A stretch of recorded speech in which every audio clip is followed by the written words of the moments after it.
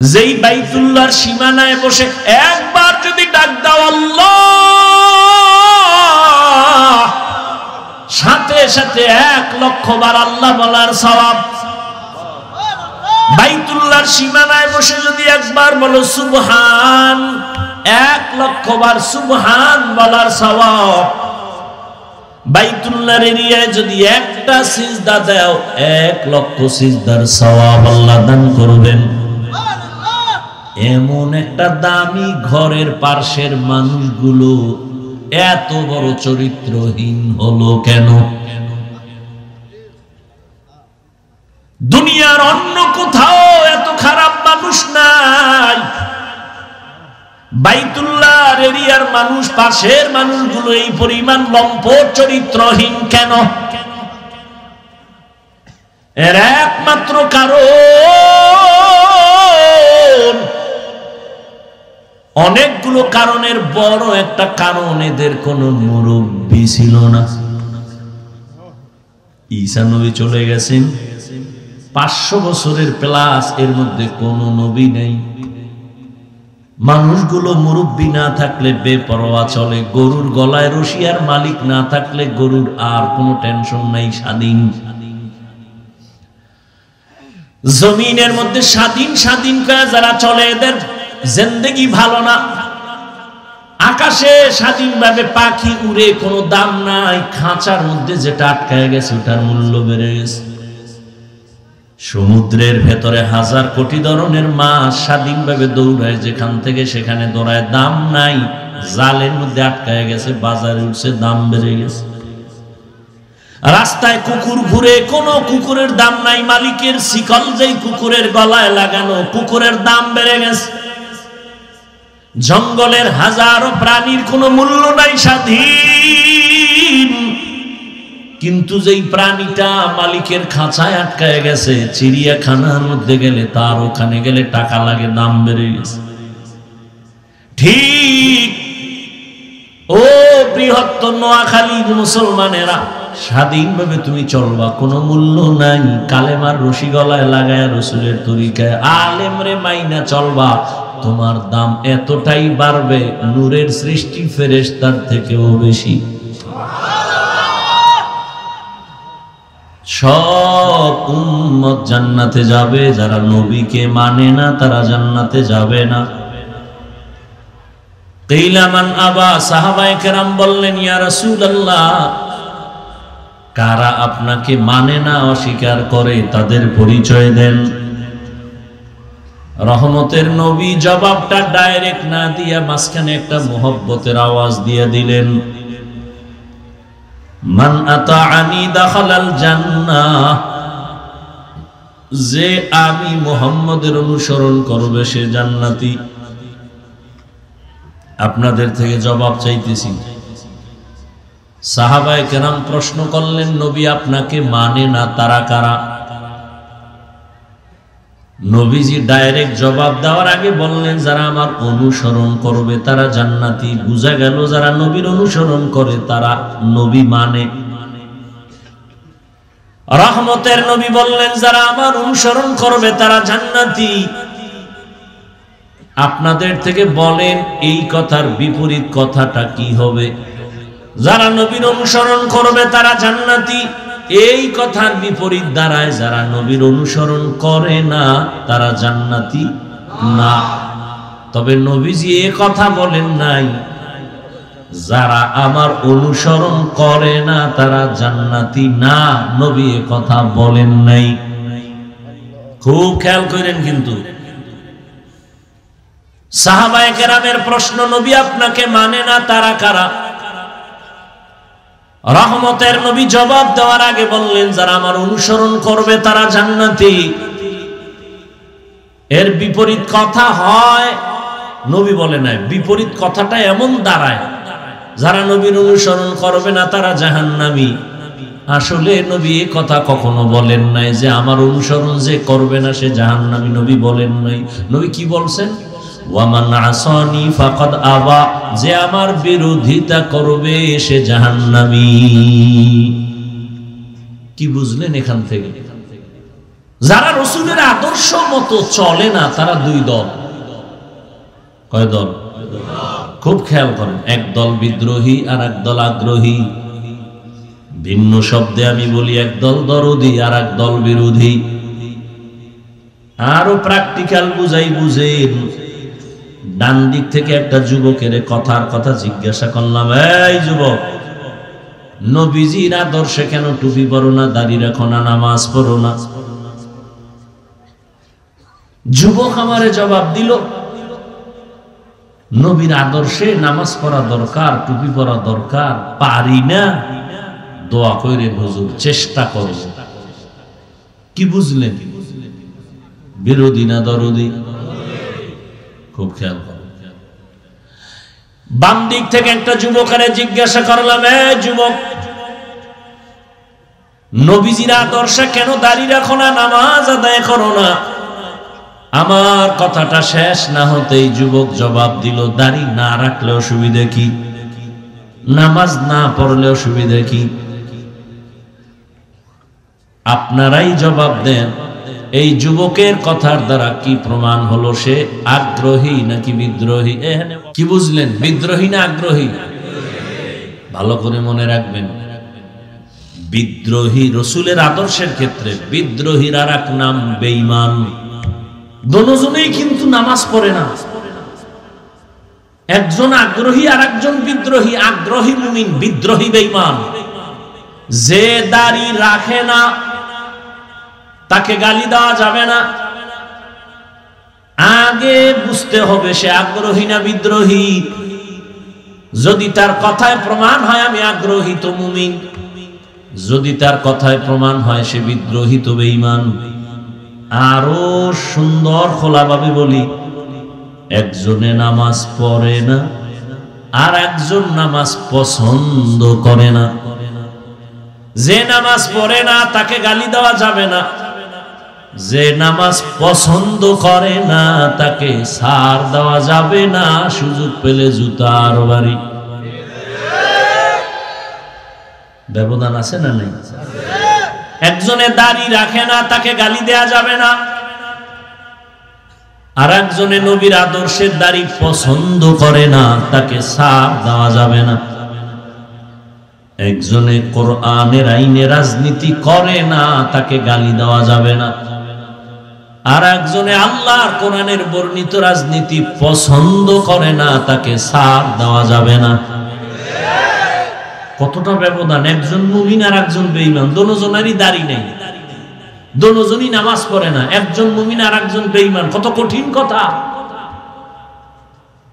তো কো যাও সুন্নতে আহমদ কো জাপা মুহাম্মদ কে বুদ নিসবত রা মান আহাব্বা সুন্নতি কওলে রাসূল মজদায়ে কানা মাই হাম কুন কবুল।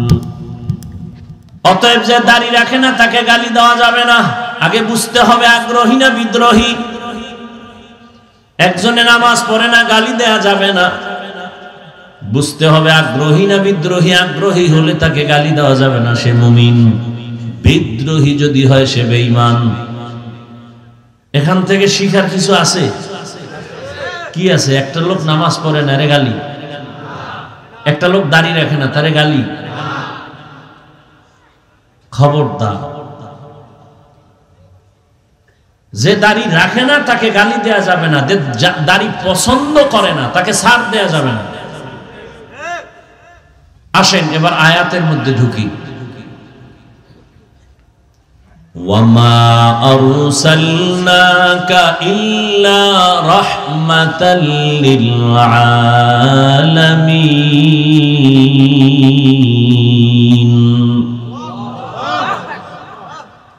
তরজমা করেছি, আল্লাহ তাআলা যদি ডাইরেক্ট বলেন আমি রাসূল আপনাকে রহমত করে পাঠাইলাম, এভাবে আল্লাহ না বলে ঘুরাইয়া কেন বললেন হে নবী হে রাসূল আমি আপনাকে পাঠাই?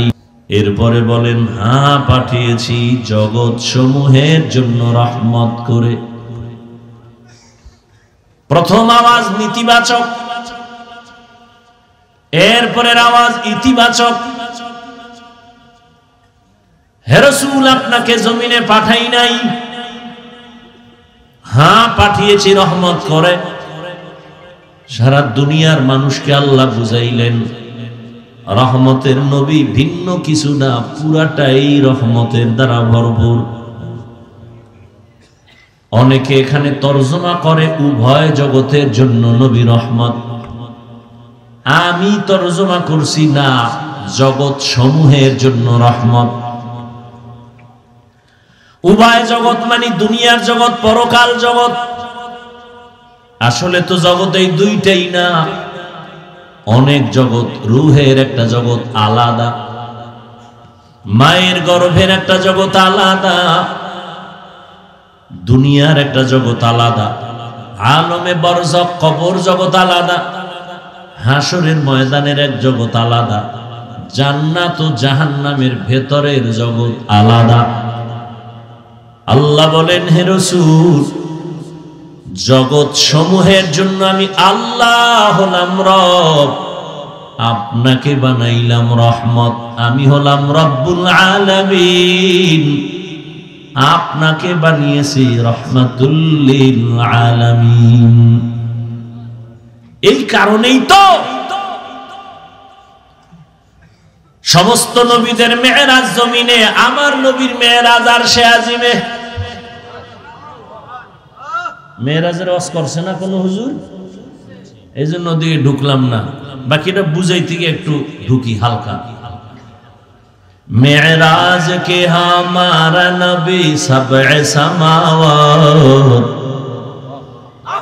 मेराज के हमारा नबी सबअ समावात, नहीं भूला वहाँ नबी हम गुनाहगार उम्मत, नहीं भूला वहाँ नबी हम गुनाहगार उम्मत। ओ भाई ঘুমে ধরছে কেউ? তোমরা তো রাত্রে ঘুমাবা না, আমি যত তাবিজ দিই। মোবাইলে ঘুম লয়ে গেছে, আমি হুজুরের ডাউল হয়ে গেছে, তোমার ডাউল হয়ে গেছে। কেমন ষড়যন্ত্র! তুমি নাচ গান দেখবা, হুজুরে তো দেখবে না। না, বেঈমানের বাচ্চাগুলো পাগল হয়ে গেছে, হুজুরগো কেমনে এর মধ্যে ঢুকান যায়। বহু মোরাকাবা করছে, কঠিন মোরাকাবা। মোরাকাবা কইরা বের করছে, এই হুজুরগো যদি একটু ফান্দে ফালায় রাখা যায়, ছলে বলে কৌলে কৌশলে এরা ডাইরেক্ট গুনাহ করবে না, এমন ভাবে আটকায়া দাও যে গুনাহ করবে না। এর মধ্যে দিয়ে এমন ভাবে আটকায়া দাও যে গুনার ভেতরে চলতে থাকবে, টেরও পাবে না। কেমনে কেমনে হুজুরকে আটকাবি? ইউসুফ জুলাইখার নাটক বাইর কর, নমরুদ আর ইব্রাহিমের নাটক, ফেরাউন মুসার নাটক বাইর কর। বাইর করে এবার হুজুর গদে কোনো বাদ্যযন্ত্র নাই, হুজুর বইয়া বইয়া নাটক দেখে। এই কি দেখেন? আজান হইছে? না না না, খারাপ কিছু না। কি কই? যে ইউসুফ জুলাইখার নাটক, পর্ব 6। তার কাছে এটা গুনাহ না, কিন্তু দিক দিয়া তার আজান হইছে খবর নাই, একামত চলতেছে খবর নাই। একটু 5 মিনিট আছে, বাকি শেষ করে যায়। নাহলে এটার মেয়েরা চলবে আবার নামাজে গিয়ে। হ্যাঁ গিয়া 6 নাম্বার ইউসুফ জুলাইখার পর্ব চলবে নামাজের ভিতরে মেয়েরাজ।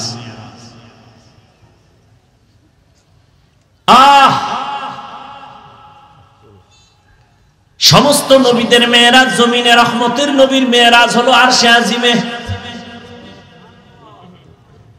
সমস্ত নবী রাসূলদের মেরাজ হলো ইমতিহান, রহমতের নবীর মেরাজ হলো ইনআম। সমস্ত নবী রাসূলদের মেরাজ হলো পরীক্ষা, আর আপনার আমার রহমতের নবীর মেরাজ হলো পুরস্কার।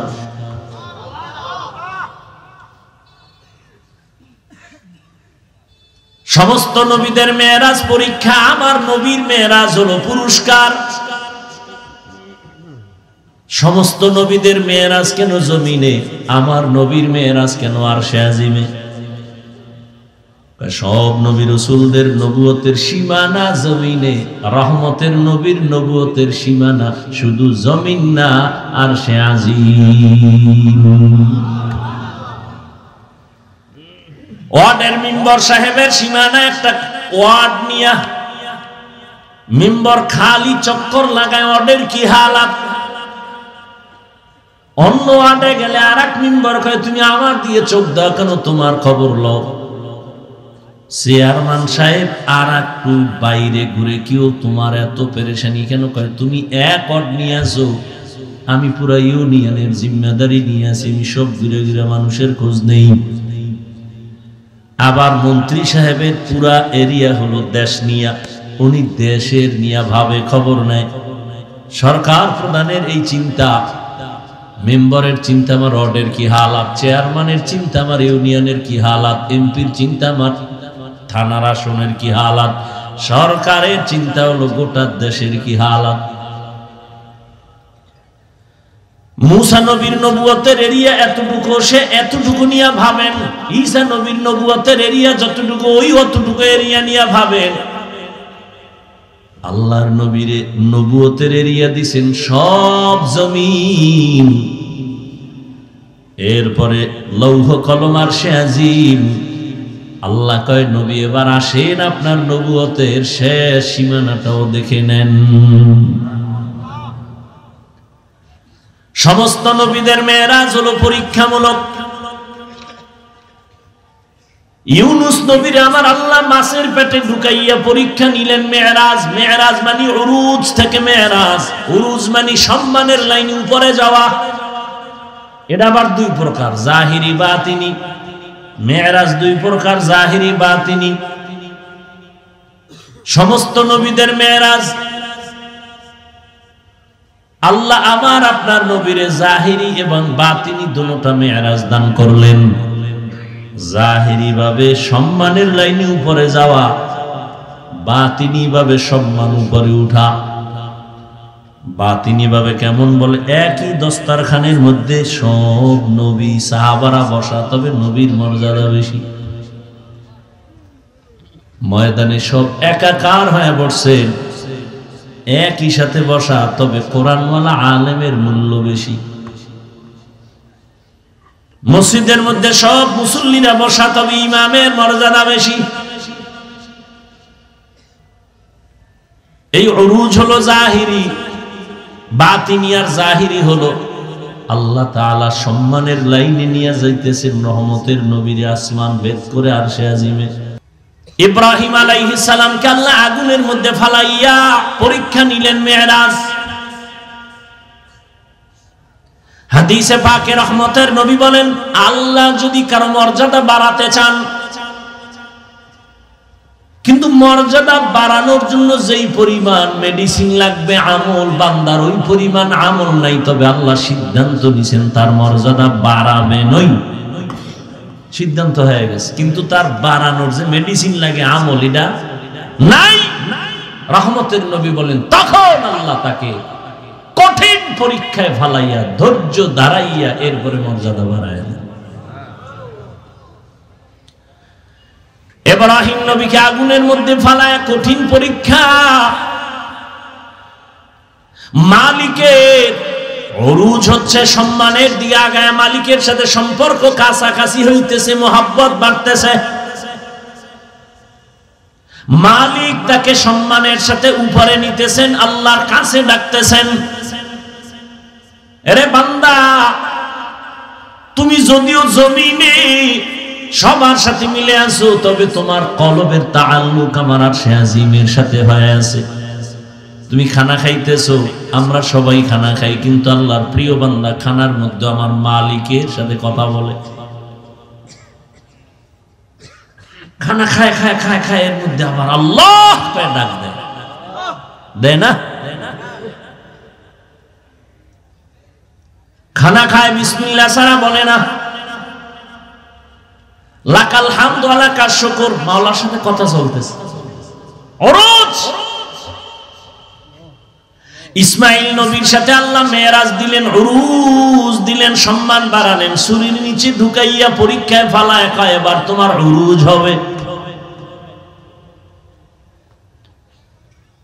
জাকারিয়া আলাইহিস সালামের গলায় ছুরি লাগাইয়া আল্লাহ উরুজ দেখায় দিলেন মেরাজ। আর আমার নবীরে আল্লাহ এতটা আদর করেছেন, সব নবী রাসূল আল্লাহর বন্ধু, সব আল্লাহর বন্ধু। মুসা নবী আল্লাহর বন্ধু, ইব্রাহিম আল্লাহর বন্ধু, ঈসা আল্লাহর বন্ধু, মুসা আল্লাহর বন্ধু, দাউদ আল্লাহর বন্ধু, সুলাইমান আল্লাহর বন্ধু। আমার নবী আল্লাহর বন্ধু, তবে ব্যবধান সব নবী রাসূল আমার আল্লাহ তাআলার আশিক, আর আমার আল্লাহ শুধুমাত্র মুহাম্মদের আশিক। ব্যবধান আছে না নাই? এরে নবীর উম্মত, আমার আল্লাহর নবীকে আমার আল্লাহ পরীক্ষামূলক মেরাজ করার নাই, দিছেন পুরস্কার। পরীক্ষা কই? পরীক্ষা ছাড়া তো পুরস্কার পায় না। আল্লাহ কয়, দেখ আমার নবীর আমি কঠিন পরীক্ষা নিছি, যা কোন নবী রাসূলের বেলায় নেওয়া হয় না। এক নাম্বার, আমি আমার মায়ের নবীরে দুনিয়ায় পাঠাবার আগে তার বাবার চেহারা থেকে আলাদা করে ফেলেছি। কেমন মায়ার নবী আমার, দুনিয়া এসে জীবনে একবার আব্বা বলে ডাক দিতে পারলেন না, বাবার চেহারাটাও দেখতে পারলেন না। 6 বছরে মা হারায় গেল। রহমতের নবী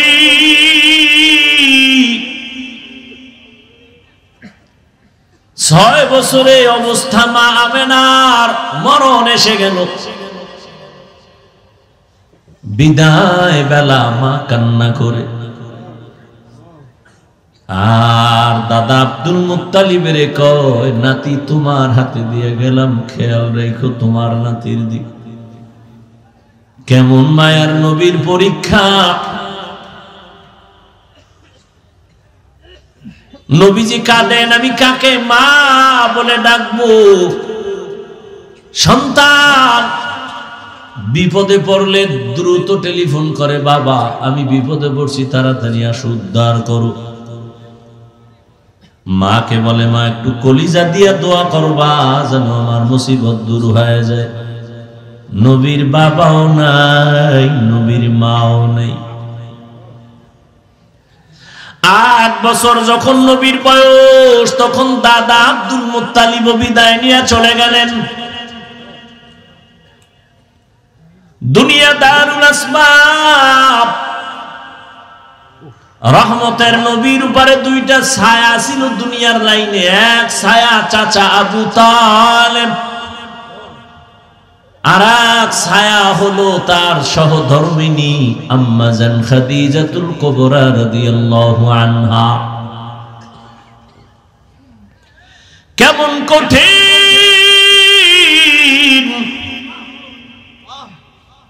একই বছরের অল্প টাইমের ব্যবধানে চাচাও চলে গেলেন। নবীর কলিজার স্ত্রী আম্মা জান খাদিজা রাদিয়াল্লাহু আনহাও চলে গেলেন।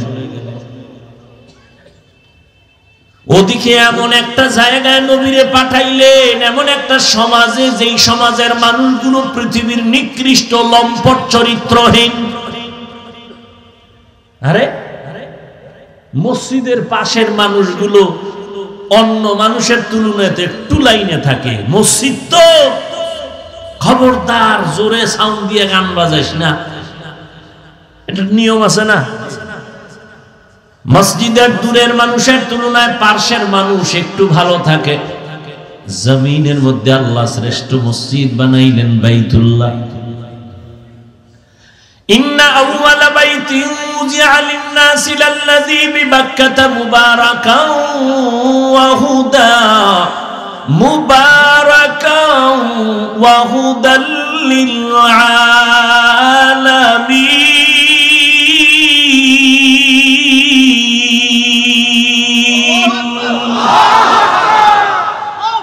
পৃথিবীর শ্রেষ্ঠ ঘর বাইতুল্লাহ। কেমন ঘর! এই সব ঘর মসজিদ কার ঘর? নোয়াখালীর কেন্দ্রীয় মসজিদ কার ঘর? বাইতুল মুকাররম মসজিদ কার ঘর? সব মসজিদ আমার আল্লাহর ঘর, তবে বাইতুল্লাহর মর্যাদা অনেক বেশি।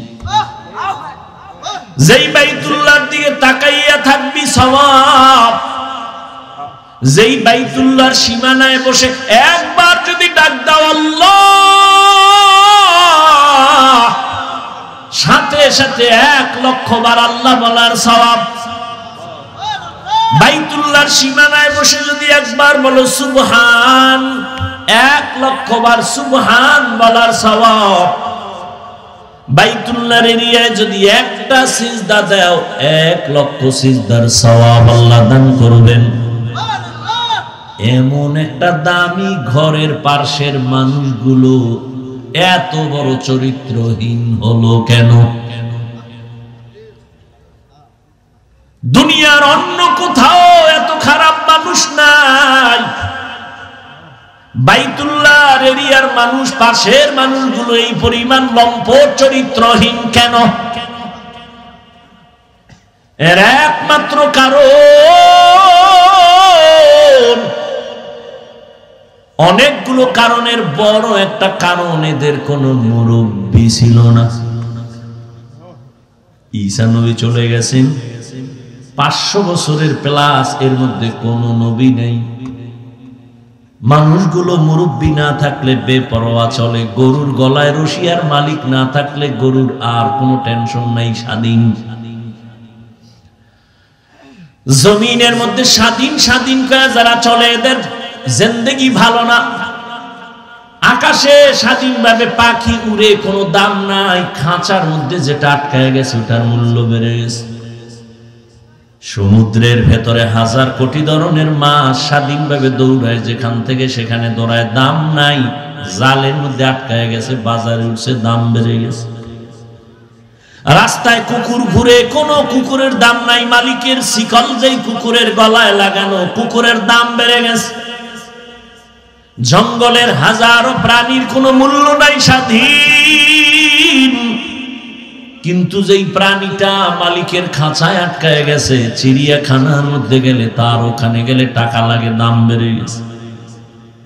ঠিক ও বৃহত্তর নোয়াখালীর মুসলমানেরা, স্বাধীনভাবে তুমি চলবা, কোনো মূল্য নাই। কালেমার রশি গলায় লাগায় রসুলের তরিকায় আলেমরে মাইনা চলবা, তোমার দাম এতটাই বাড়বে, নূরের সৃষ্টি ফেরেশতার থেকেও বেশি। ভাইরা আমার, বাইতুল্লাহর মানুষ খারাপ কেন? কি নাই? কোন মুরব্বী নাই, কোন আল্লাহর নবীও আসেন নাই। যখনই মুরব্বী হইয়া রহমতের নবী আসলেন, রহমতের নবী যখন আইসা উম্মতের সুন্দর আদর্শের দাওয়াত দিলেন, মানুষগুলো সেই চরিত্রহীন মানুষ এতটা দামি হয়ে গেল, আল্লাহ বলেন জিবরাইল লিস্টি নিয়ে রহমতের নবীরে দেও, এই লিস্টিতে যাদের নাম আছে সবাই বিনা হিসাবে জান্নাতি।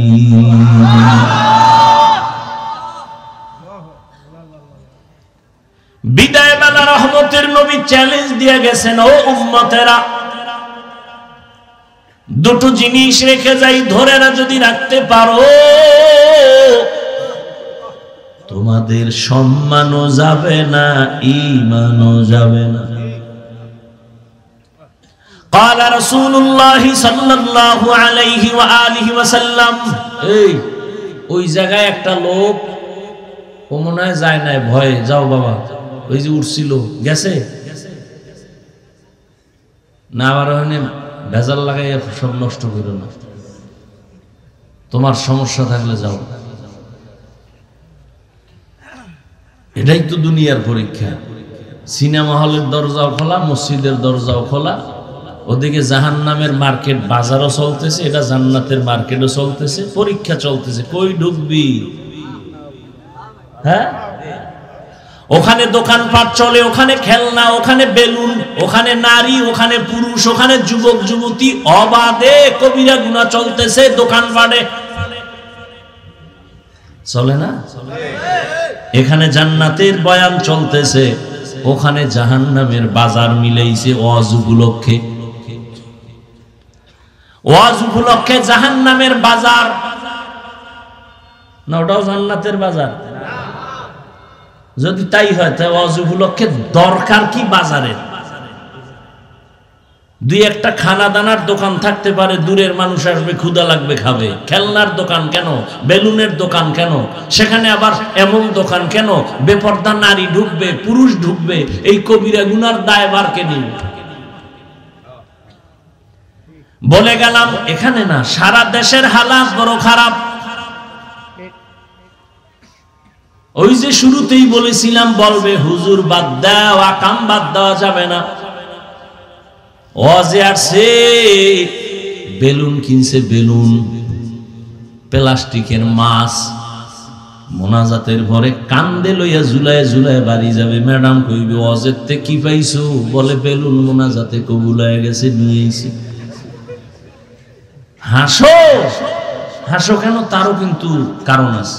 ১৫০০ বছর আগে নবী বলে গেছেন, লা ঈমানা লিমান লা হায়া আলা, যাদের লজ্জা নাই ওদের ঈমান নাই।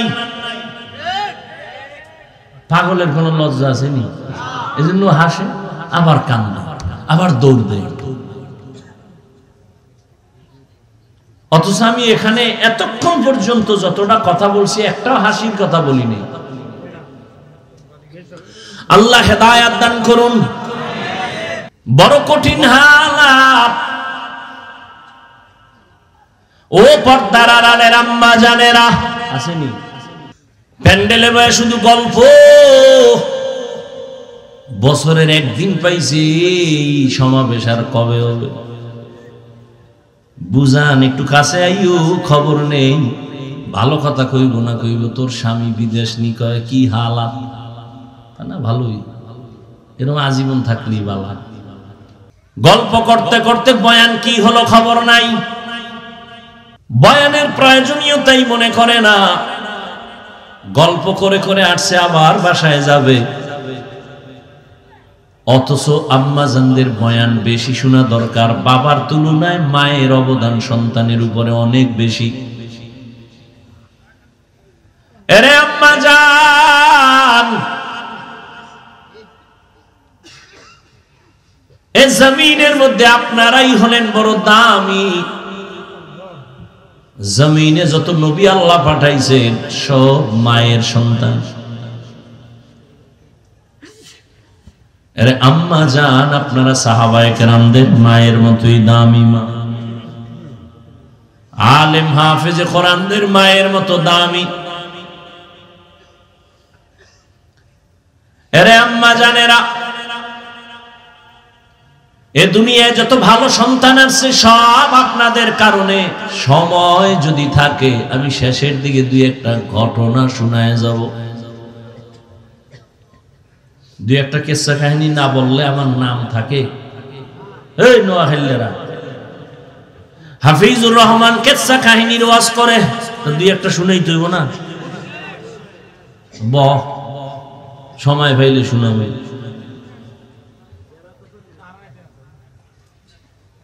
তবে শুনিয়া রাখিস রে নোয়াখালীর যুবক,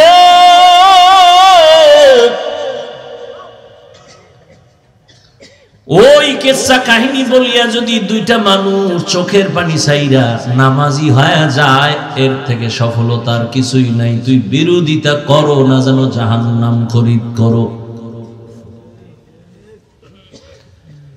আর একটা কথা বলে যাই, পারলে মনে রাখিস, জাহেল কোরআন হাদিস সম্পর্কে কি বুঝবি? তোর কলবটা নষ্ট হয়ে গেছে। নিজের গুনার দিকে তাকাও না, অন্যের ভালো সহ্য করতে পারো না। চোখ নষ্ট, কলিজা নষ্ট, অন্তর নষ্ট। জমিনের মধ্যে যত বড় কিসসা কাহিনীর কিতাব আছে, শ্রেষ্ঠ কিসসা কাহিনীর কিতাবের নাম কোরআন।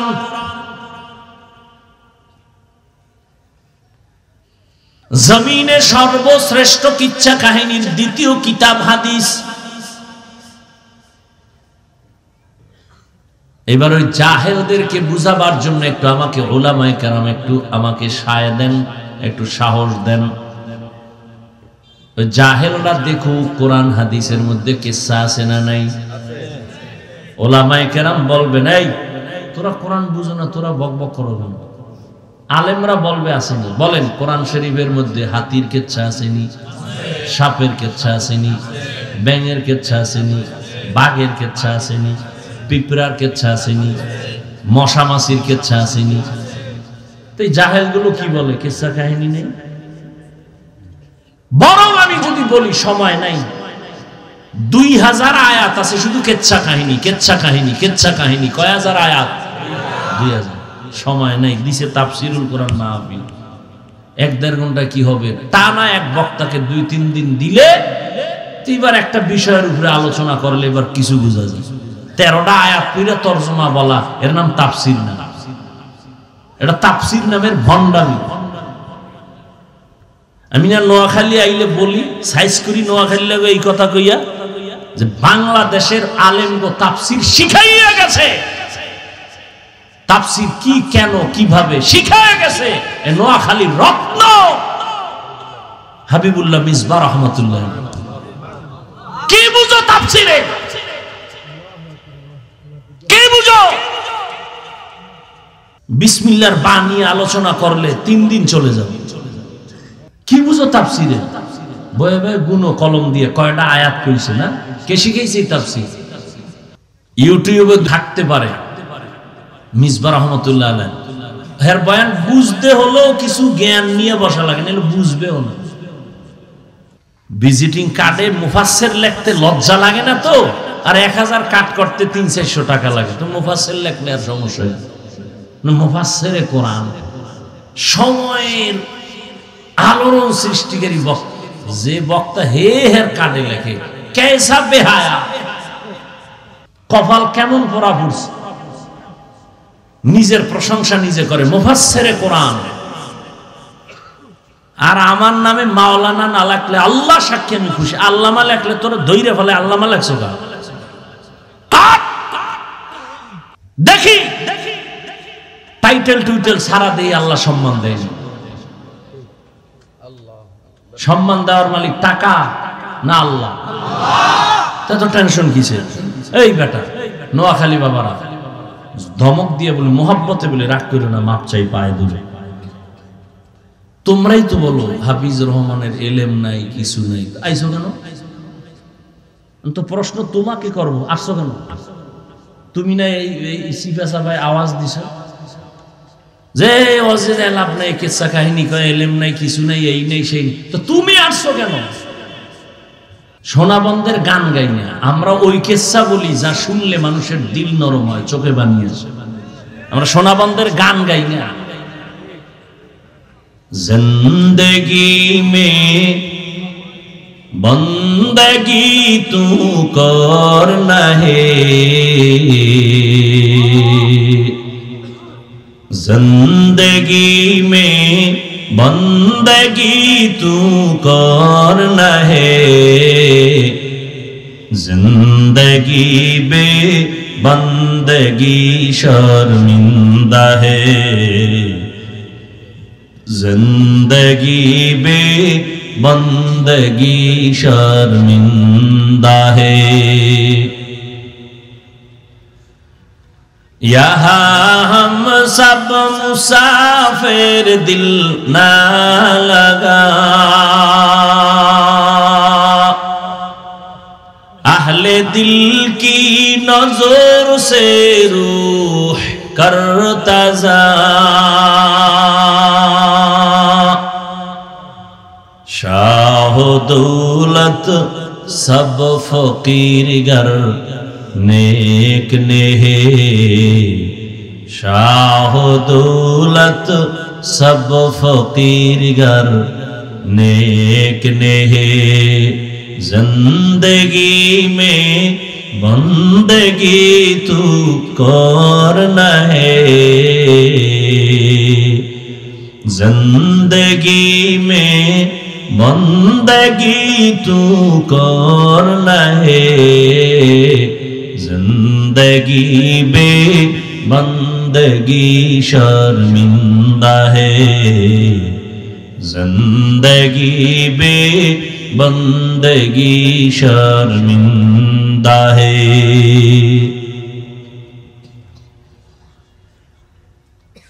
আল্লাহ তাআলা রহমতের নবীকে দুনিয়ায় পাঠাইলেন রহমত করে।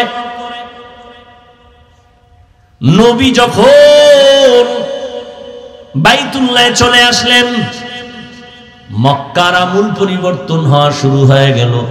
কেমন মায়ার নবী আমার, যে নবী তার হায়াতে কোনোদিন একটা মিথ্যা কথা বলেন নাই। কেমন একজন নবী পেয়েছো রে যুবক,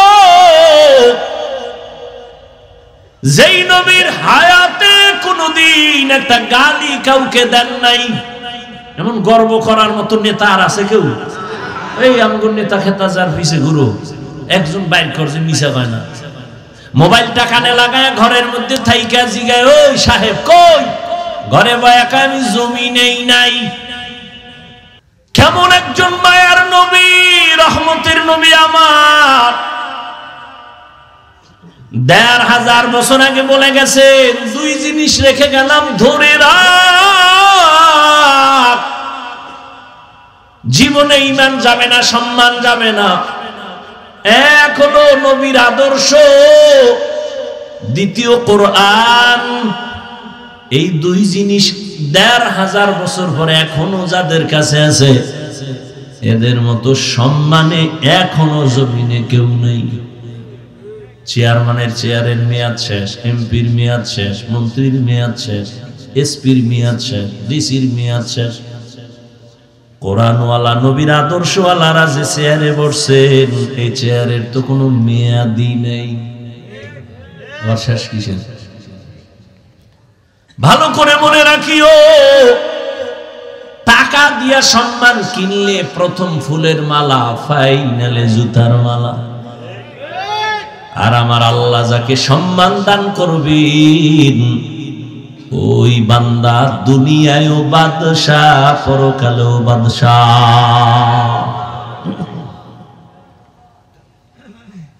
এরে নবীর আশিক, কেমন একজন নবী আল্লাহ আমাদের দান করেছেন, যে রহমতের নবী জীবনে গালি দিবেন দূরের কথা, হাজারো গালি শুনছেন, একটা গালির জবাবও দেন নাই।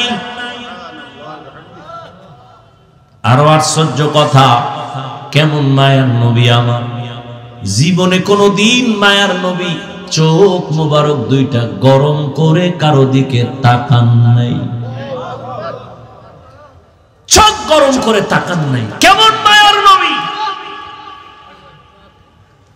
রহমতের নবী সাহাবায়ে কেরামদের সামনে বললেন, তোমরা মরণের কত কাছে মনে করো, আপনাদের ধৈর্য যাইতেছে শেষ হইয়া। শুরুতে না বলছি বয়ান কি এটা এলেম আমলের বাহাদুরিতে করা যায়?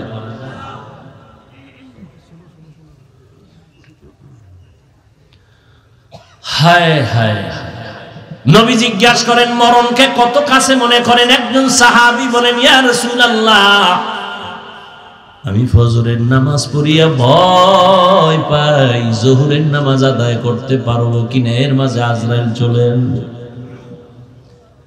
আর একজন সাহাবী বললেন, ইয়া রাসূলুল্লাহ, আমি জোহরের নামাজ আদায় করিয়া ভয়ে থাকি, আসরের নামাজ আদায় করতে পারবো কিনা, এর মাঝে না জানি আজরাইল এসে আমার রূহটা নিয়ে যায়।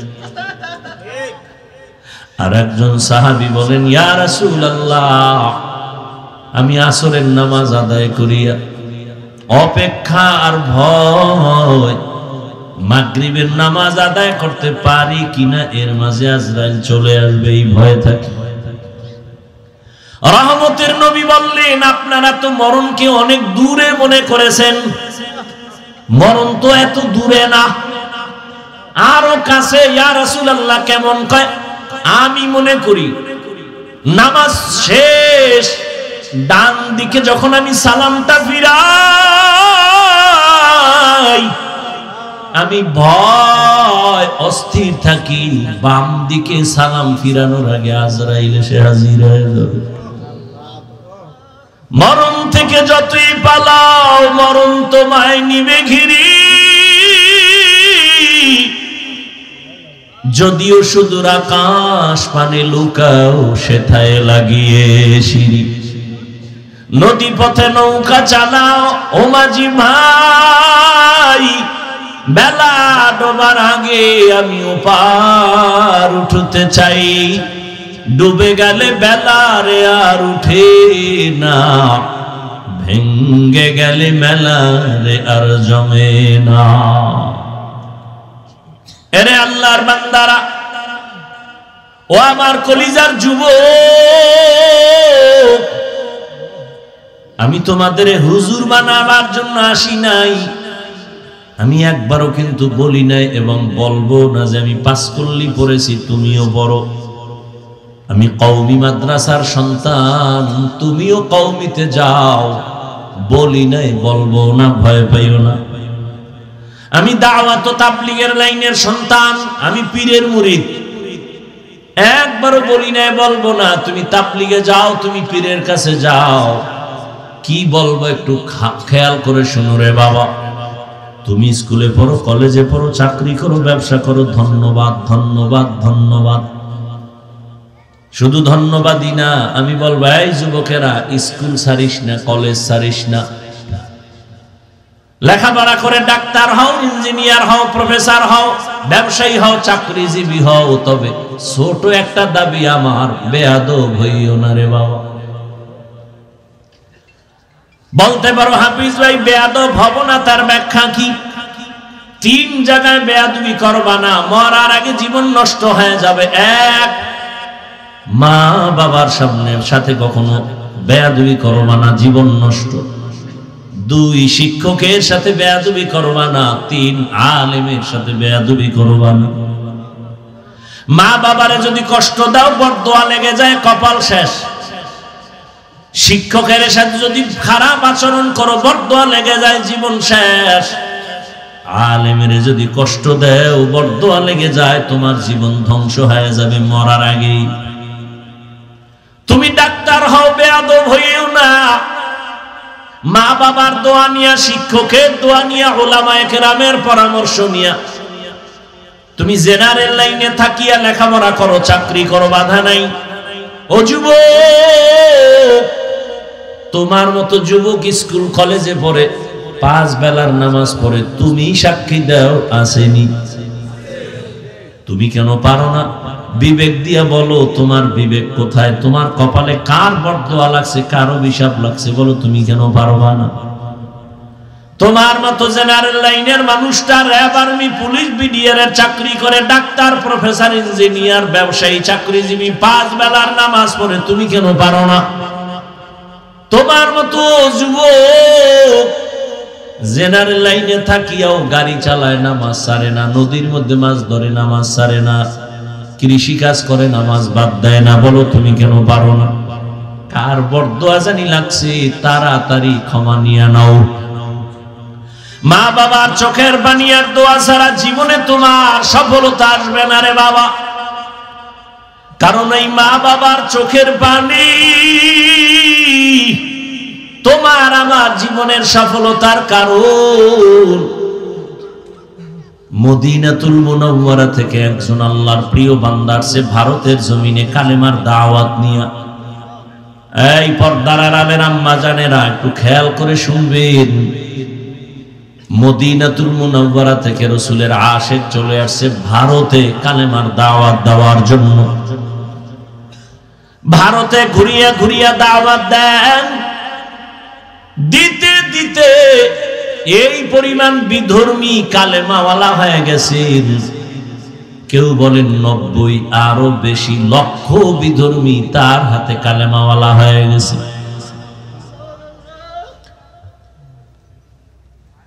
আনন্দিত অন্তর ভরা, সবাই তার নাম জানেন। এমন আল্লাহর প্রিয় বান্দা, রাসূলের আশিক খাজা মুঈনুদ্দিন চিশতি আজমিরি রহমাতুল্লাহ আলাইহি। খাজা মঈনুদ্দিনের মন বড় খুশি। আম্মা জানের সামনে বসলেন। মা বলে, এই মঈনুদ্দিন, তোর অন্তরে এত আনন্দ কেন? মঈনুদ্দিন চিশতি আজমিরি বলেন, আম্মা জান, আপনার দোয়া আজ আমি ভারতবর্ষে কালেমার খেদমত করেছি, লক্ষ লক্ষ বিধর্মী মুসলমান হয়েছে। মা ডেকে বলেন, মঈনুদ্দিন, এগুলো তোমার বাহাদুরি না, আমি মায়ের অবদান। কার অবদান? এর যুবক,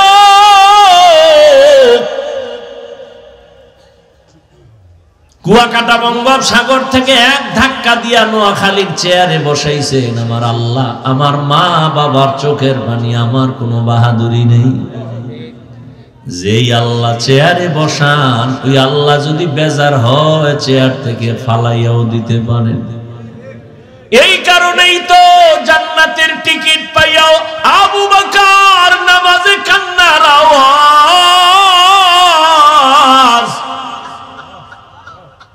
রহমতের নবী সাহাবায়ে কেরামদের সাথে বললেন, ও সাহাবারা, মরণ এত দূরে না, মরণ আরো কাছে।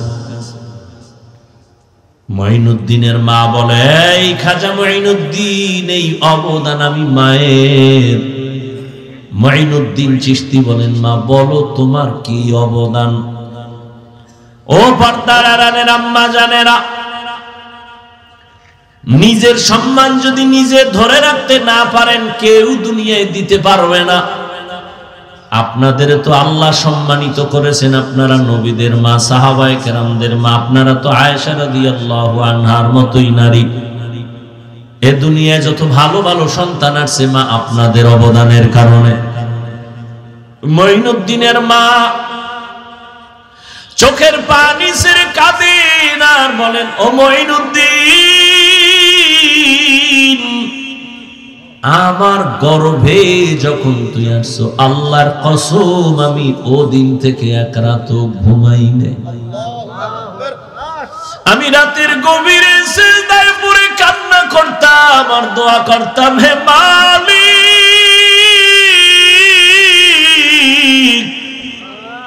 আমার গর্ভের সন্তানটাকে তুমি তোমার খাস ওলি বানাইয়া পাঠাইয়া দাও রে আল্লাহ। মায়ের দোয়া কত দামি রে যুবক। মা দোয়া করলে আর সে আজিমের দরজা দিয়া চলে যায়। ওই মা কত চোখের পানির কারণে আজকে আমি চেয়ারে বসছি রে বাবা। আমার পিছনে মায়ের কত কান্না, কত ত্যাগ আর কত কষ্ট। এরে সন্তানেরা, যদি বুঝদি চামড়া খুলিয়া জুতা বানায় দিতি, মায়ের সাথে বেয়াদবি করতি না রে বাবা। মা, আমি যেদিন দুনিয়াতে আসছি রে যুবক, তুমি যেদিন দুনিয়াতে আসছো, প্রসাদ বেদনায় মা পাগল। মা, যেই মায়ের কণ্ঠ ঘরের বাইরে যায় না, কিন্তু আমি দুনিয়াতে আসার সময় মায়ের এত ব্যথা বেদনার চিৎকারের আওয়াজ বাইরের পাশের বাড়ির মা বোনরা ঘুমাইতে পারে নাই।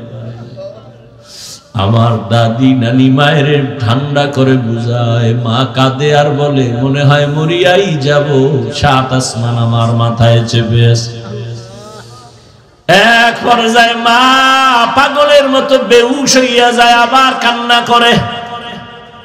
হঠাৎ মা বলে, ও শাশুড়ি, ও মা, চলে যাও, 5টা মিনিটের জন্য আমার স্বামীকে একটু আমার কাছে আসতে দাও।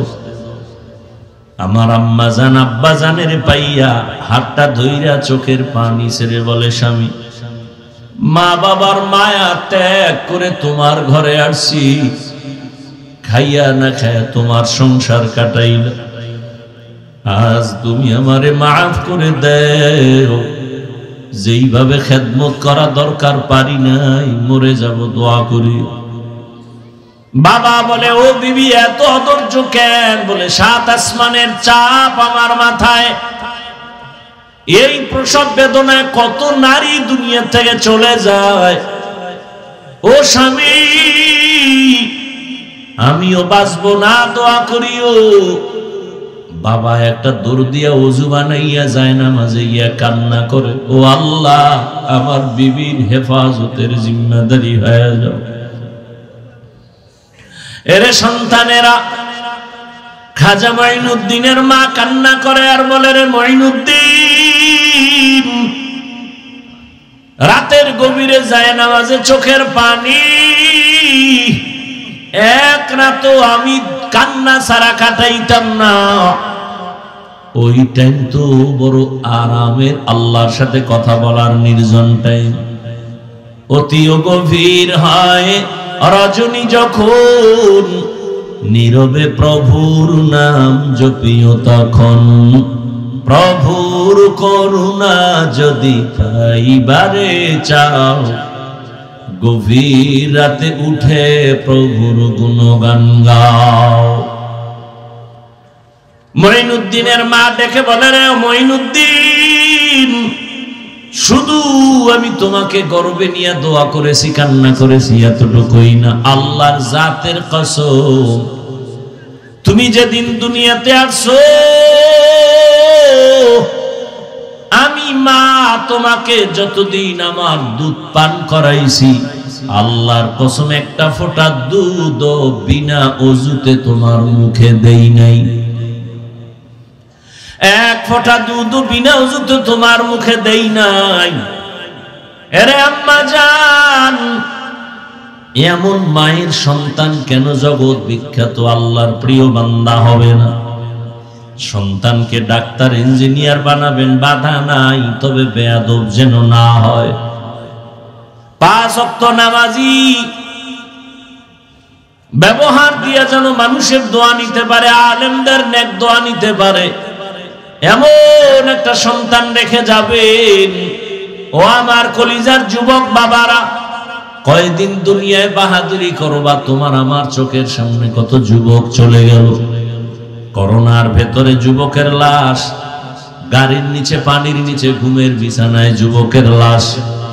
আল্লাহর কাছে তওবা করো। জীবনে তো কম নামাজ সারলা না, দাড়ি কাটলা না, বেপরদায় কম চললা না, আর কত হায়াত আর বাকি কত। এখনো তওবা করে নাও, জীবনে আর নামাজ সারবা না, দাড়ি কাটবা না, বেপরদায় চলবা না। মা বাবার দোয়া নিয়ে, শিক্ষকের দোয়া নিয়ে, ওলামায়ে কেরামের পরামর্শ নিয়ে নবীর তরিকা মেনে চলবা। আল্লাহ সবার যদি মন্তর দিয়ে তওবা করতে পারো, আল্লাহ রহমতের নজর দিয়ে সবার গুনাহগুলো মাফ করে দিবেন। হেদায়েতের মালিক আল্লাহ। জানি না কার কপাল ওমরের মতো কবুল হয়ে যাবে, আর কপালটা আবু জাহালের মতো খারাপ হয়ে যাবে। কে যেন এত বয়ান শুনিয়াও দিল নরম হবে না, কান্না আসবে না, তওবার নিয়ত করবে না। আবার ওমরের মতো কপালওয়ালা না জানি গুনার কথা স্মরণ করে চোখের পানি ছেড়ে কান্না করে তওবা করবে, আর আমার আল্লাহকে ডাক দিবে, আল্লাহ, জীবনে তো কম নামাজ সারি নাই, আর নামাজ সারবো না, দাড়ি কাটবো না, বেপরদায় চলবো না। এরকম ওমরের মতো মেজাজ নিয়ে যদি তওবার নিয়ত অন্তরে জমা করতে পারো, রে বাবা, হায়াতের মালিক আল্লাহ, ইজ্জতের মালিক আল্লাহ, রিজিকের মালিক আল্লাহ। ওই আল্লাহর মোহাব্বত নিয়া, মা বাবার দোয়া নিয়া, শিক্ষকের দোয়া নিয়া, উলামায়ে কেরামের পরামর্শ নিয়া চলবা নবীর তরিকায়। জীবনে আর নামাজ ছাড়বা না। তওবা করার খাঁটি নিয়ত যদি হয়, দুটো হাত আমার আল্লাহকে দেখাইয়া দাও। আয় আল্লাহ, হাতগুলো কবুল করে নেন, তওবা কবুল করে নেন, তওবার উপরে মজবুত হইয়া চলার তৌফিক দান করেন, আমিন। আলহামদুলিল্লাহি রাব্বিল আলামিন, ওয়াসসালাতু ওয়াসসালামু আলা সাইয়্যিদিল আমবিয়াই ওয়াল মুরসালিন ওয়া আলা আলিহি ওয়া আসহাবিহি আজমাইন। ইয়া আরহামার রাহিমিন, ইয়া আরহামার রাহিমিন, ইয়া আরহামার রাহিমিন। রব্বিরহামহুমা